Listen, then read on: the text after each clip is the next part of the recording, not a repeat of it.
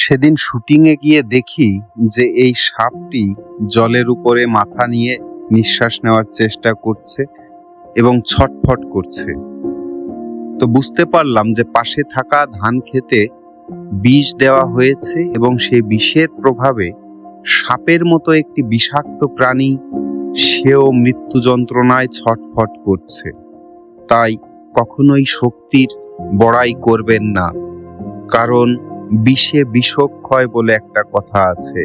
বিষধর সাপ তাকেও দুর্বল করে ফেলেছে তার চেয়ে শক্তিশালী বিষে।